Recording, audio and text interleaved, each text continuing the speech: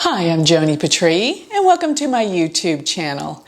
Well, today I want to talk about an important yoga that you can find in your chart, and as well as when the planets are transiting to these positions, and it's called a Saraswati Yoga. And it's named after the goddess Saraswati, which actually deals with knowledge, learning, the arts, all this type of information.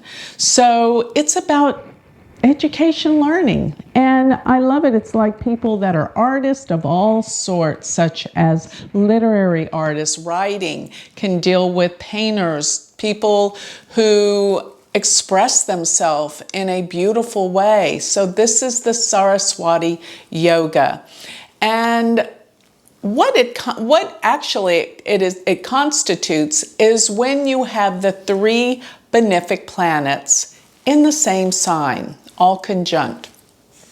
So basically, it is when you have Jupiter, Venus, and Mercury all in the same sign. Now, there are different variations of this yoga.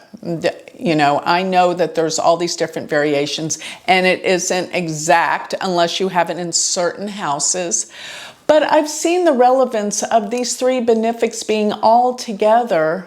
This is, in my opinion, a Saraswati Yoga, and it brings together this beautiful creative ability with Venus and Jupiter, the expansion, and Mercury with the mind and learning and education. So depending on what house these three planets, and generally it's when they're by themselves, not influenced by Rahu, Ketu, and it's hard to get these planets without the sun being there. Why? Because the sun is always close to Venus and Mercury.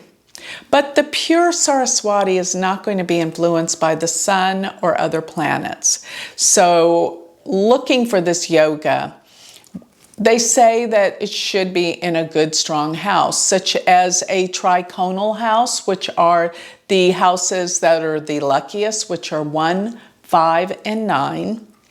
Or in a Kendra, an angular house, which are houses 1, 4, 7, and 10. The first house serves double duty. It can count as a triconal or a Kendra. Kendra simply means the angular houses, 1, 4, 7, and 10. These are the strongest houses in a chart. But if you have these three benefics in the 8th, the 12th, or the 6th house, you know, it's still going to bring some beauty to those houses, even though those planets may be weakened definitely in these particular placements.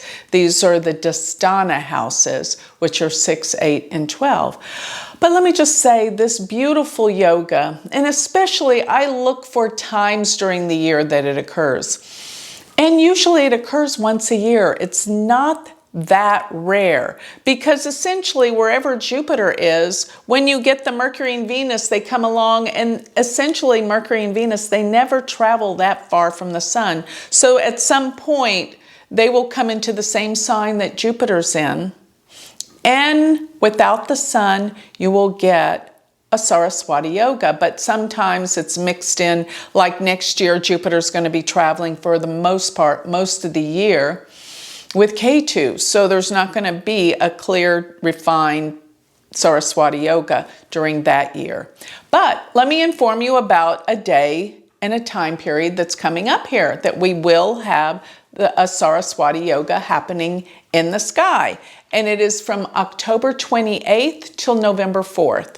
It's a very short span of time, because on November 4th, Jupiter shifts into Sagittarius. And it's going to be with Ketu. But during that window of time from October 28th, 29th, 30th, 31st, November 1st, 2nd, 3rd, and 4th, we're going to have only Jupiter, Venus, and Mercury together.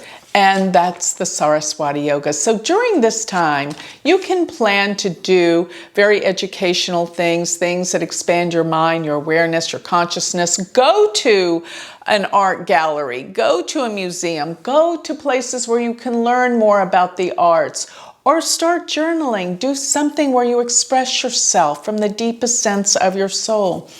And this Saraswati Yoga will expand that.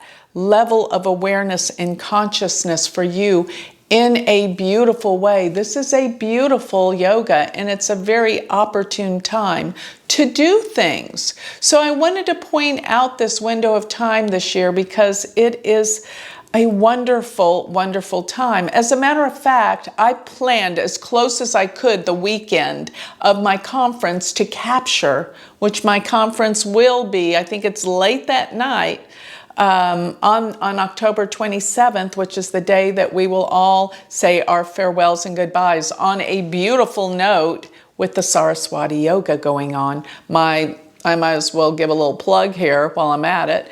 I have a wonderful Vedic astrology conference that I plan every year, and it's in Dallas. Check it out. The speakers are phenomenal. It's going to be an experience. In Dallas, Texas, it's October 25th through the 27th. But I actually planned the conference to kind of capture the essence of that Saraswati Yoga, which deals with beauty, refinement, art, and learning of all kinds. So with that, I'd like to close. Look for the Saraswati. You may have it in your chart, in your birth chart. This will give you that power of creativity, that artistic ability, as well as literary genius. So check it out. And from here, I just want to say, check out my conference. And also, if you want to learn Vedic astrology, remember, I have an online university called University of Vedic Astrology.com. Thank you.